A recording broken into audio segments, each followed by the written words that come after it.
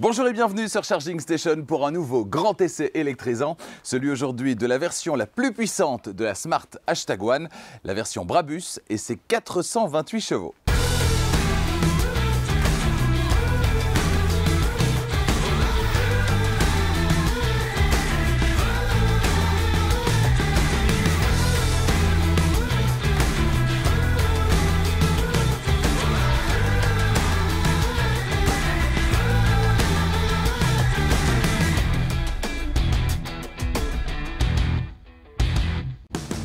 Cet essai vous est proposé par Arval, solution de leasing pour professionnels et particuliers, et Autoscout 24, la plus grande plateforme en ligne de voitures neuves et d'occasion en Europe. La Smart #1, on l'a déjà essayé sur Charging Station. C'était dans sa version intermédiaire Premium, un essai que vous êtes déjà plusieurs dizaines de milliers à avoir visionné et qui est toujours disponible ici. Mais la version qui nous intéresse aujourd'hui, c'est la version la plus puissante, celle qui vient coiffer la gamme Smart #1, une version au nom évocateur, celui d'un préparateur allemand né en 1977, le préparateur Brabus, qui encanaille les modèles Smart depuis 2000. Alors, quelles sont les qualités mais également les défauts de cette déclinaison sportive de la Smart #1? Prend-on du plaisir à son volant, mais reste-t-elle utilisable au quotidien, non pas sur circuit, mais dans la vie de tous les jours, en termes de confort notamment? Eh bien, pour le savoir, j'en ai pris le volant pendant une semaine complète. Toutes les réponses aux questions que vous vous posez se trouvent donc dans cet essai. Vous ne l'avez pas encore fait, faites-le maintenant. Abonnez-vous à Charging Station et n'oubliez pas d'activer la clochette des notifications pour être prévenu dès qu'une nouvelle vidéo électrisante est disponible. Le prochain essai, ce sera dimanche prochain à 18 h. Et comme la Smart #1, eh bien, ce sera avec une voiture qu'on a déjà essayée sur Charging Station. C'est la star du moment, la MG4, que j'essaierai en version grande autonomie, une version à l'autonomie étendue qui propose 520 km d'autonomie sur une seule charge. Alors ça, c'est la théorie. Qu'en est-il dans la vraie vie? La réponse dimanche prochain à 18 h. D'autres essais tout aussi électrisants durant les semaines suivantes, je vous en reparle tout à l'heure. Extérieurement, cette version Brabus de la Smart #1, eh bien, elle se distingue par des éléments extérieurs qui lui donnent très logiquement une allure plus sportive. On remarque la présence, entre autres, d'un pare-choc spécifique à l'avant, d'entrées d'air sur le capot, des entrées d'air qui sont fictives, de jantes spécifiques ou encore du logo Brabus un petit peu partout autour de la voiture et même dans la voiture. Pour le reste, l'inspiration Mercedes, à qui on doit le dessin de cette #1, est toujours bien présente, tout comme les éléments qui évoquent une certaine forme de premium, comme les poignées de porte rétractables électriquement ou encore des vitres sans encadrement. En matière de look sur cette version Brabus, l'intérieur n'est lui aussi pas en reste, on verra ça dans un instant. Les dimensions de la version Brabus de la Smart #1, elles sont globalement les mêmes évidemment que celles de la version classique, à l'exception de la longueur, en raison du pare-choc qui a été redessiné, eh bien elle gagne 3 cm, on est sur 4,30 m. La largeur 1,82 m, ce sera 2,03 m avec les rétroviseurs, la hauteur 1,64 m et l'empattement, distance entre les roues avant et les roues arrière, 2,75 m, et de l'empattement eh bien dépend l'espace intérieur et notamment à l'arrière. On verra ce que ça donne dans un instant. Et vous la trouvez comment, cette Smart #1 en version Brabus? Est-ce que tous ces attributs eh bien, lui vont bien, ou au contraire, est-ce que vous trouvez que ça fait un petit peu too much? Eh bien, n'hésitez pas à me le dire dans les commentaires. Là où on l'attend, cette version Brabus, c'est évidemment sur la partie technique. Qu'en est-il exactement en termes de puissance et au final de plaisir de conduire? Alors le plaisir de conduire, on verra ça sur la route tout à l'heure. Pour ce qui est des chiffres et de la puissance, je vous détaille ça maintenant. Sur les autres versions, les versions à 2 roues motrices, on est sur une propulsion, donc un moteur situé à l'arrière qui propose 272 chevaux. Ici, sur cette version Brabus à 4 roues motrices, on a toujours ce moteur à l'arrière de 272 chevaux, mais on a en plus un moteur à l'avant, moteur qui propose 156 chevaux supplémentaires. Total disponible 428 chevaux. Et c'est là que les chiffres s'affolent.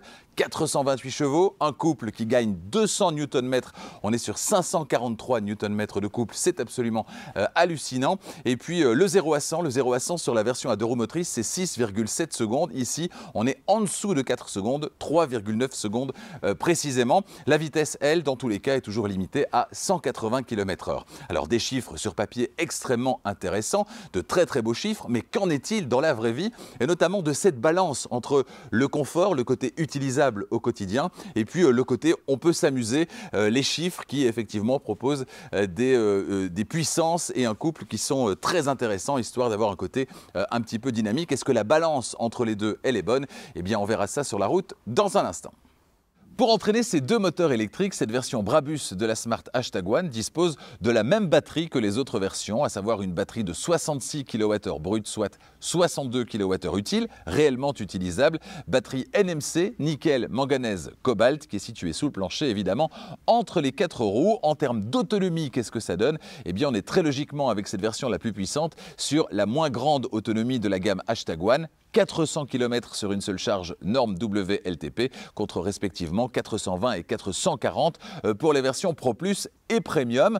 On verra ce que ça donne sur la route en termes de chiffres dans la vraie vie, parce que tout ça c'est la théorie, mais qu'est-ce que ça donne sur la route? Certainement quand on a autant de puissance disponible, eh bien vous le saurez tout à l'heure.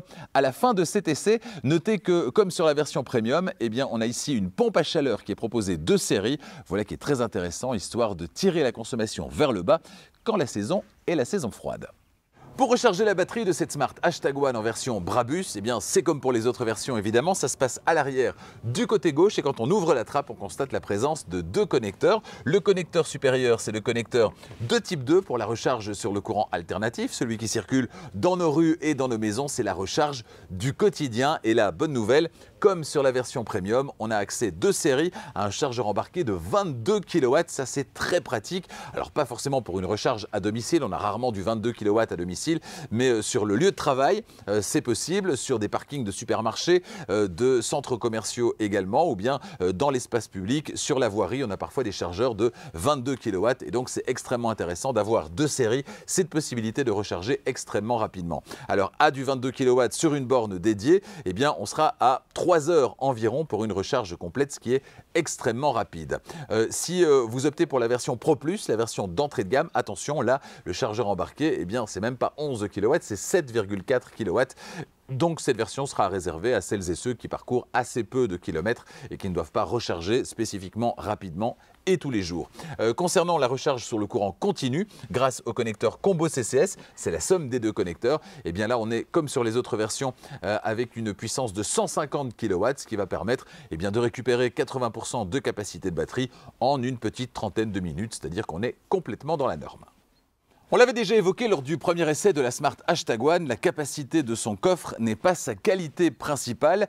On a clairement privilégié l'espace à bord et notamment à l'arrière au détriment du volume de chargement. Cela dit, vous pouvez moduler quand même l'espace distribué à l'un ou à l'autre grâce à la banquette arrière qui est coulissante sur 13 cm, également sur cette version Brabus, qui dispose également d'une trappe à ski et qui est également inclinable. Volume disponible 313 litres sur cette version, c'est la même valeur que sur la version Premium. La version de base Pro Plus, qui ne dispose pas du système Audio Beats, offrant quant à elle 10 litres de volume supplémentaire.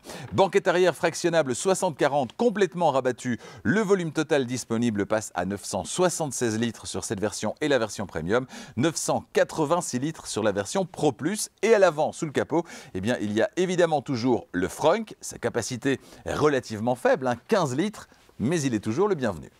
Avant de m'installer au volant et de vous faire découvrir le tableau de bord de cette Smart #1 en version Brabus, on verra qu'il y a quelques spécificités, notamment en termes de sportivité perçue en tout cas à l'avant dans cette voiture. Et bien me voici installé à l'arrière. Alors pas de grande différence par rapport à la Smart #1 déjà essayée en version Premium. En termes d'espace, en tout cas, c'est la même chose. Donc on a toujours de l'espace au niveau de la tête, pas de problème. Au niveau des genoux, mon 1,90 m, pas de problème, le siège avant il est réglé comme pour moi. Au niveau des pieds, je peux les placer sans problème en dessous du siège avant et le plancher il est parfaitement plat, voilà qui est très bien pour la personne qui va s'installer sur la place centrale. Pour le reste, qu'est-ce qu'on a? Eh bien ce grand toit vitré qui amène toujours énormément de luminosité. On a des petites pochettes toujours à l'arrière des sièges avant. En termes de connectivité, on a une prise USB-A, une prise USB-C et un petit vide-poche en partie inférieure de l'arrière de la console centrale. Et puis, on le disait, la coudoir centrale arrière avec possibilité d'avoir également une trappe à ski, voilà qui est pratique pour transporter des objets longs, sauf quand vous avez quelqu'un sur la place centrale à l'arrière, évidemment. Donc voilà, c'est vraiment la même chose et c'est très logique que dans la version Premium. Beaucoup d'espace, on est vraiment très bien maintenu au niveau des sièges, des dossiers. Alors ce sera un petit peu moins confortable sur la partie centrale, évidemment, en raison de la présence de la coudoir centrale, mais franchement, on est bien installé ici à l'arrière. On a une belle visibilité périphérique, beaucoup de lumière avec le toit vitré. Alors ce qu'on commence à percevoir ici à l'arrière, et on va voir dans un instant à l'avant ce qu'il en est réellement, eh bien c'est le côté sportif, grâce notamment à toutes ces surpiqûres. On a les ceintures de sécurité qui sont rouges, vous le voyez, les surpiqûres rouges également, et puis cette suédine, cette alcantara qui font leur apparition au niveau des sièges. On verra que ce sera le cas sur le volant également dans un instant. Tout ça amène un petit côté sportif qu'on voit déjà ici à l'arrière. On détaille tout ça maintenant à l'avant. Très logiquement, quand on s'installe au volant de cette version Brabus de la #1, eh bien on retrouve cet intérieur d'inspiration Mercedes, mais avec cette touche de sportivité propre à cette version Brabus. Les ceintures de sécurité et les surpiqûres rouges sur les sièges annoncent clairement la couleur. Si la #1 en version Pro Plus ou Premium n'est déjà pas vraiment une voiture qui se traîne, eh bien ici je peux vous dire qu'on passe encore à un niveau bien supérieur et on veut le montrer. Alors certains apprécieront, d'autres comme moi auraient sans doute voulu davantage de discrétion. Chacun se fera son avis, n'hésitez pas à nous donner le vôtre d'ailleurs dans les commentaires. Sur l'écran d'infodivertissement, le petit renard il est toujours présent. Personnellement, je l'ai déjà dit, je ne suis pas vraiment fan, j'aurais préféré une présentation là aussi moins cartoonesque, mais je sais que pour certains il est le bienvenu, histoire d'amener une petite touche de folie dans cet intérieur. Mention spéciale enfin pour la qualité des matériaux et des assemblages dans cette version Brabus. Ce volant en alcantara et puis cette suédine microfibre sur les sièges entre autres donne vraiment un côté à la fois sportif et chic à l'intérieur de cette #1 Brabus. C'est très très beau. La description de l'intérieur de cette Smart #1 Brabus, on va commencer par la portière conducteur. En partie haute, la poignée d'ouverture. En partie intermédiaire, les vitres électriques et le verrouillage central. Et puis en partie basse, le vide-poche avec un petit séparateur, histoire de pouvoir caser une bouteille plus en avant. À gauche du volant, sur le tableau de bord, la gestion des éclairages, ainsi que l'ouverture-fermeture électrique du coffre. Le volant, il est à réglage manuel. À gauche, on va retrouver le régulateur de vitesse adaptatif avec possibilité de régler la distance sur 3 niveaux par rapport au véhicule qui précède, mais dans tous les cas, à chaque démarrage, c'est la distance la plus grande qui sera active. Donc si vous aimez rouler avec une distance plus réduite, il faudra le réactiver à chaque fois. Ça, c'est un petit peu dommage. Et puis on retrouve à gauche également l'aide au stationnement automatique. À droite, sur le volant, la commande vocale, les commandes du système audio, les infos de conduite avec le petit bouton trip. Et puis c'est également via cette partie de droite du volant que, moyennant un petit tour dans les menus de l'écran d'infodivertissement, eh bien vous pourrez ajuster la position des rétroviseurs extérieurs et celle de l'affichage tête haute à la Tesla, comme on dit. Ça fonctionne très bien. Les commodos ensuite à gauche, clignotant, appel de phare et les essuie-glaces à l'avant ainsi qu'à l'arrière, puisqu'à droite on va retrouver le sélecteur de vitesse. Derrière le volant, un écran instrument 9,2 pouces de diagonale, un écran dont la partie de droite est personnalisable. Via le petit bouton trip, vous allez pouvoir naviguer entre total, donc total de kilomètres parcourus par la voiture. Ensuite, depuis la dernière recharge, nombre de kilomètres et moyenne de consommation. Idem pour le dernier trajet. On a le trajet total depuis la remise à 0, donc toujours en nombre de kilomètres et en moyenne de consommation. Et puis la consommation instantanée et on revient sur total. Pour sortir du menu, on appuie sur le petit bouton trip. Un affichage tête haute ensuite qui est absent de la version de base Pro Plus, on le rappelle, mais bien présent à partir de la version Premium. On y retrouve de manière assez classique la vitesse instantanée, la vitesse maximale autorisée ou encore les informations de navigation. Notez que les deux haut-parleurs Beats qui sont toujours situés au pied des montants du pare-brise ne font pas que diffuser de la musique, ils sont également lumineux, on l'avait dit lors du premier essai de cette Smart #1. Ça va permettre à la voiture d'interagir avec vous, notamment en passant au rouge lorsque vous mordez sur la ligne à gauche ou à droite. C'est donc ce sera rouge du côté qui correspond évidemment. Alors auparavant, quand vous activiez la conduite assistée, eh bien vous aviez ces haut-parleurs qui clignotaient en bleu. Ça, c'est fini. Probablement qu'on a jugé que ça faisait un petit peu trop sapin de Noël. Et franchement, ce n'est pas plus mal. Deuxième écran, l'écran central d'infodivertissement de 12,8 pouces qui contrôle à peu près tout dans cette voiture. On y revient dans un instant. Sous l'écran, une réglette de commande avec de gauche à droite le bouton on-off, le bouton d'activation du mode automatique de la climatisation, le digivrage avant et arrière situé de part et d'autre des feux de détresse, et puis les modes de conduite et le menu général de la voiture. Alors au niveau des modes de conduite, on a ceux qu'on retrouvait déjà dans la version précédemment essayée, et puis un mode spécifique, le mode Brabus. On a donc de manière assez logique le mode Eco qui va privilégier l'autonomie en dégradant légèrement les performances. On a ensuite le mode confort, c'est le mode du quotidien, le bon compromis entre entre performance et consommation. On a ensuite le mode sport, vous voyez qu'il y a une petite animation à chaque fois, voilà, c'est assez rigolo. Le mode sport, donc là on privilégie clairement les performances au détriment de la consommation, et évidemment si vous voulez vous faire plaisir, là où vous avez toute la puissance disponible, les 428 chevaux, et bien c'est le mode Brabus, mode spécifique évidemment à cette version Brabus de la Smart #1. Ensuite on a sous les aérateurs bien un compartiment qui est protégé par un couvercle qui va accueillir un emplacement de recharge par induction pour smartphone qui n'est pas présent sur la version de base Pro Plus, on le rappelle. On a une prise 12 volts également et 2 prises USB-C. Plus en arrière, un autre compartiment avec là aussi un couvercle. Il renferme 2 portes gobelets ainsi qu'un vide-poche sur la gauche qui peut accueillir un smartphone sur la tranche. Et puis enfin, tout en arrière, sous la couloir centrale, on va retrouver un espace réfrigéré qui pourra aussi garder votre carte de recharge bien au frais puisqu'un emplacement spécifique lui est dédié. Sous cette console centrale qui donc reste assez massive, eh bien on a un vaste espace de rangement, toujours le bienvenu. Alors il n'y a pas de couvercle, hein, c'est un grand espace ouvert, mais c'est toujours sympathique histoire de caser pas mal de choses, ce qu'on peut avoir dans les poches, etc. C'est un vrai vide-poche qui est bien utile au quotidien. La boîte à gants enfin qui ne dispose malheureusement pas d'un revêtement antidérapant, mais qui est de contenance correcte. Et puis en partie supérieure, on note toujours la présence d'un espace de rangement pour une paire de lunettes, et ça c'est bien vu. Concernant les caméras 360, alors c'est 2 séries sur toutes les versions et ça c'est vraiment sympathique. Il suffit d'appuyer sur le petit bouton ici au-dessus. Alors à basse vitesse, elle s'active automatiquement également, et évidemment quand vous passez la marche arrière. Et vous le voyez, la définition, elle est très correcte. Alors il y a une zone grisée qui est assez importante autour de la voiture, mais franchement au quotidien, cette caméra 360, elle va vous rendre de fiers services. On a les vues ici, voilà, à l'avant, à l'arrière, côté gauche et côté droit. On a ici les angles morts, alors côté gauche, côté droit, côté arrière gauche et côté arrière droit, en gardant toujours la vue drone ici à gauche. On a plus d'angles ici, notamment gauche-droite en même temps, très utile quand vous passez dans un parking où il y a des bordures qui sont assez proches à gauche et à droite. Ça c'est vraiment sympa. On a soit l'avant élargi, l'arrière élargi également. Voilà, donc c'est vraiment, franchement, c'est assez utile, c'est très complet, et on a l'aide au parking également qui est disponible sur cette voiture.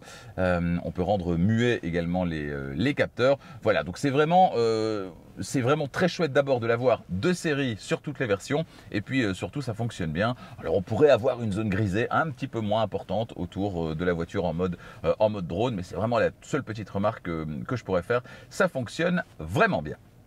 On l'avait déjà détaillé lors du premier essai de la Smart #1, c'était donc une version premium. On va le redétailler mais de manière un petit peu plus succincte. Je veux bien sûr parler du système d'infodivertissement qui équipe cette voiture. Située en position centrale, on ne peut pas le louper, et c'est vrai que la plupart des commandes se situent dans ce système. Alors la présentation, on l'a dit, hein, moi je trouve ça un peu cartoonesque, je trouve ça un petit peu dommage.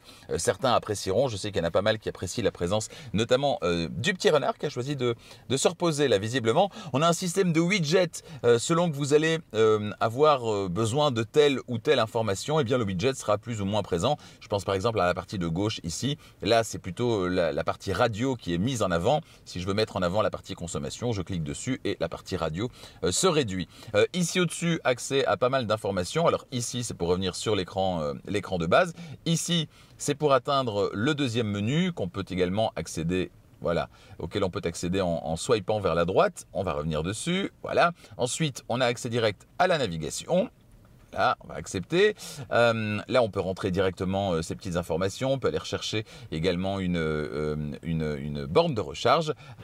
Ici, on a la partie radio, j'allais dire, en fait c'est la partie média, hein, puisqu'on a la radio en ligne également. Le Bluetooth, ce sera donc avec Spotify, le Bluetooth, USB et les réglages son. Il y a des réglages spécifiques au système audio Beats qu'on a dans cette voiture. Ensuite, caméra 360, on l'a vu ici, on va sortir du menu. Donc ça c'est pour la partie supérieure. On va revenir sur le menu de base avec la terre, voilà. Si on descend ici, on a accès à des contrôles rapides qu'on peut personnaliser d'ailleurs. Hein, vous voyez, si je fais ceci, voilà, je peux décider de basculer vers l'un ou vers l'autre pour avoir plus ou moins d'informations ici. On va laisser celle-là. On a donc la possibilité de rabattre les rétroviseurs. contrôle du stationnement à distance, le moteur virtuel qui est un son virtuel qui voilà, accompagne de manière auditive la conduite comme s'il y avait un moteur. Franchement, ça ne sert à rien et le son est même pas très agréable à écouter. Ventiler, ça va descendre les vitres histoire de ventiler pendant quelques dizaines de secondes l'intérieur de l'habitacle. Les liseuses, la recharge sans fil qui se trouve ici en dessous, l'affichage tête haute que vous pouvez paramétrer notamment pour l'avoir exactement dans le bon axe de vue.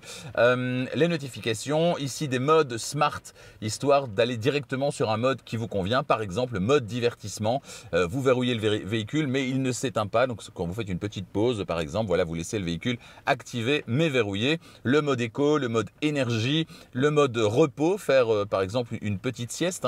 Le siège va être réglé dans une position confortable, les fenêtres et les pare-soleil vont être fermées, les lampes de lecture seront éteintes, histoire d'avoir un environnement de repos et vous pouvez même régler une alarme. Donc c'est vraiment le mode dans lequel vous allez faire clairement votre petite sieste, le mode animaux, ça c'est comme chez Tesla, pour laisser la voiture à température agréable lorsque vous quittez la voiture et qu'il fait très chaud, histoire de ne pas surchauffer l'habitacle. Voilà, donc ça c'est le menu qui apparaît ici. Ici on a des informations pour la connectivité. Ici donc on l'a dit, les menus directement accessibles. En partie inférieure on a également le menu climatisation. Ici climatisation automatique, on peut régler la puissance quand elle est en niveau automatique, la puissance de la soufflerie. Ici, climatisation bizone, donc réglage pour le conducteur et pour le passager. Et le menu de climatisation, il est ici avec la partie climatisation et la partie qualité de l'air ici en l'occurrence.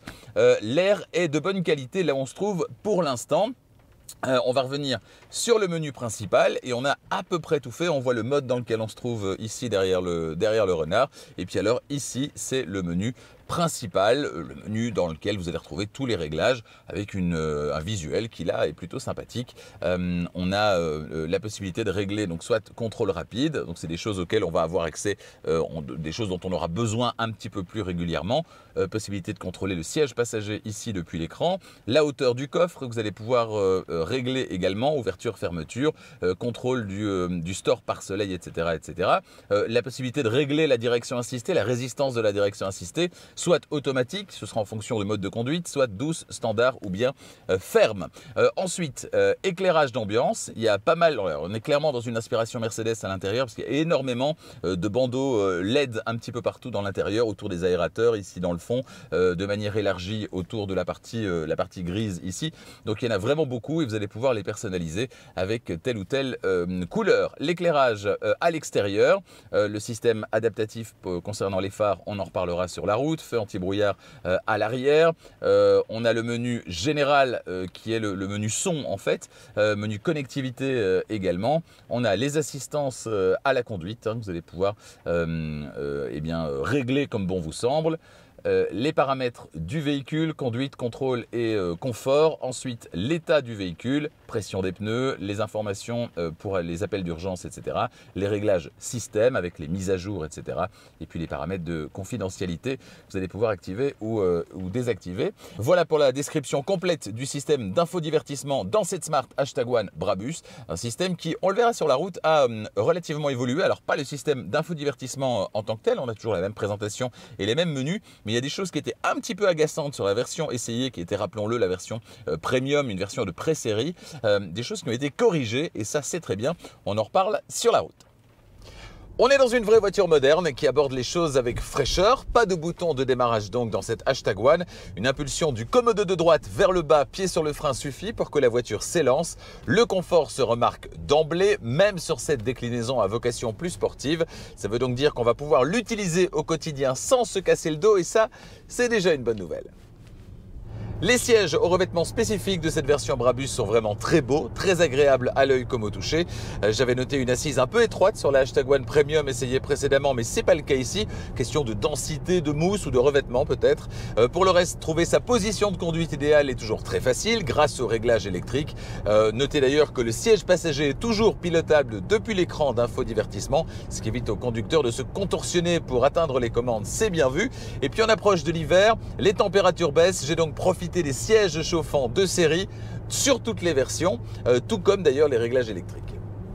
On l'avait évoqué lors de l'essai de la version Premium, pas mal de systèmes comme le régulateur de vitesse adaptatif, l'aide au changement de voie, l'aide au maintien dans la voie, la détection des angles morts, eh bien sont de série dès l'entrée de gamme et ça c'est une bonne chose évidemment. Ces systèmes en plus ils ont évolué depuis l'essai de la version Premium. L'alerte active de franchissement de ligne a gagné en progressivité, elle ne vous remballe plus sèchement vers le centre de la voie.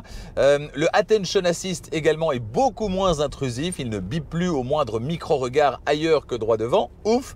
Pour le reste, le maintien au centre de la voie est lui toujours très inflexible. Le volant qui maintient fermement la trajectoire, eh bien au final ça donne une impression de grande maîtrise de la trajectoire par la voiture, ce qui est plutôt rassurant. Et d'ailleurs, si vous voulez assouplir la règle et reprendre la main, eh bien mettez votre clignotant et la voiture vous donnera la main.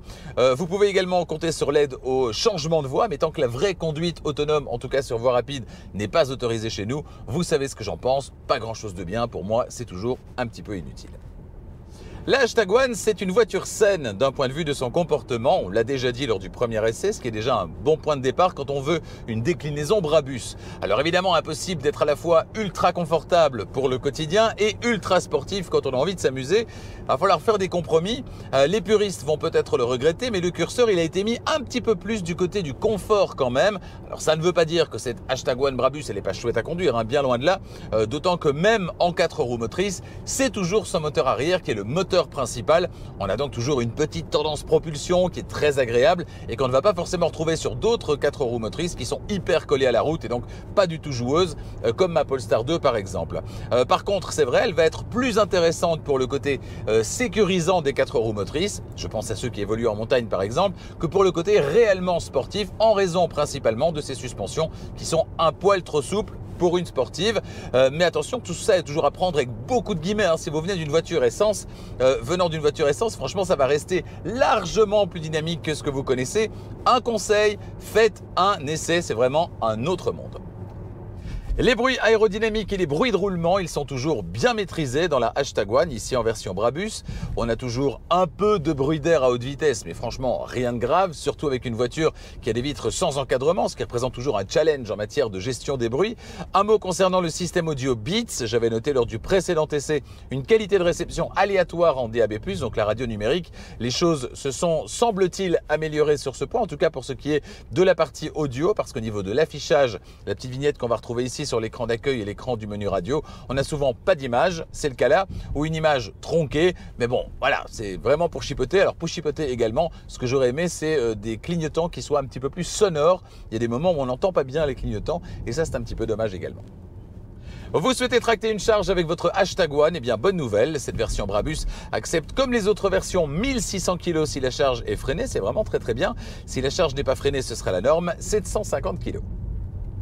Le diamètre de braquage de la Hashtag One, il n'a pas changé, 11 mètres, on est toujours 80 cm au-dessus de celui de l'ID3 de Volkswagen, la référence, mais toujours 40 cm en dessous de celle qu'on essaiera dans sa version grande autonomie la semaine prochaine, la MG4. Alors, dans la pratique, au terme d'une semaine à son volant, je peux vous dire qu'il n'y a pas de mauvaise surprise concernant ce diamètre de braquage et notamment le fait d'évoluer facilement en ville. Franchement, les choses se passent relativement bien.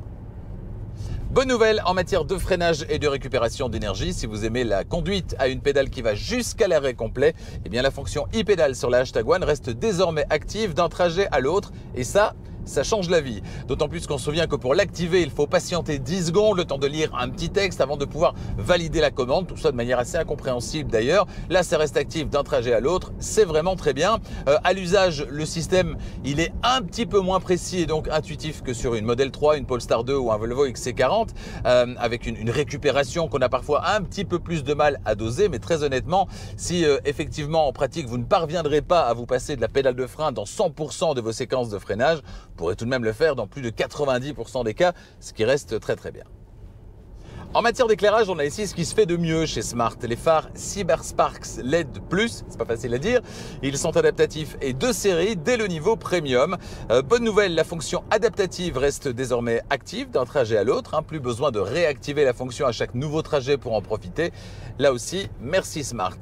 Concernant l'animation au déverrouillage, vous avez le choix entre 2 séquences qui sont activables depuis le menu du système d'infodivertissement. Il s'agit donc des animations à l'avant et à l'arrière au niveau des phares et des feux.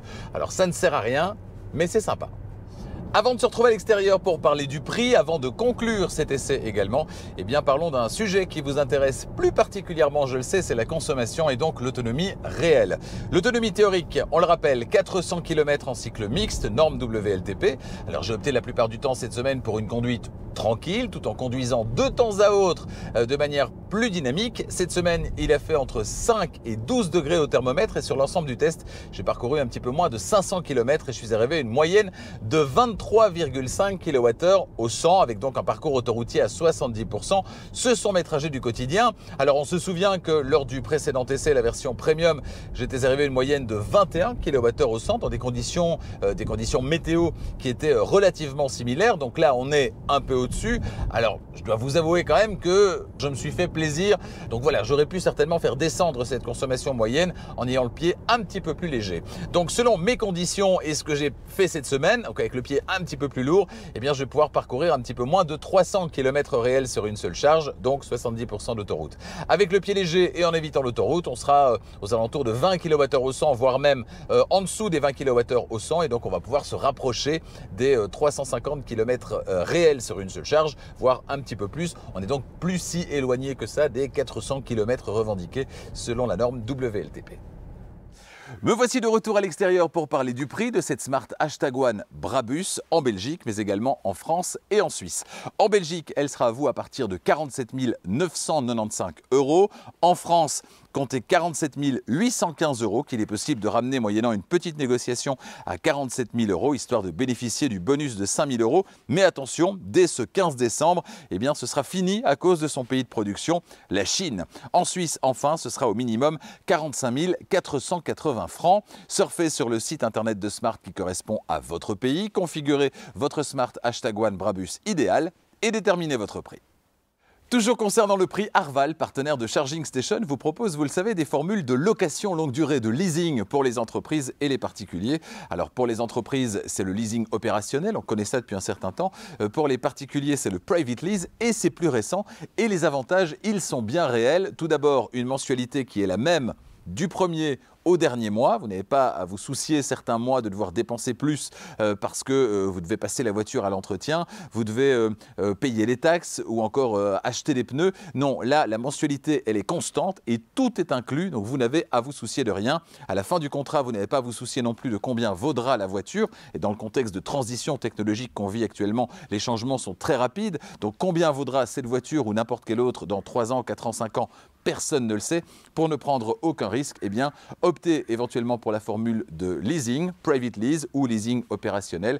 Pour vous renseigner, obtenir une offre, eh bien, n'hésitez pas à contacter Arval, notre partenaire, sur arval.be pour la Belgique, arval.fr pour la France. Votre prochaine voiture, vous en avez besoin tout de suite ou envie tout de suite? Eh bien, dans ce cas-là, pourquoi ne pas vous tourner vers Autoscoot24, partenaire de Charging Station.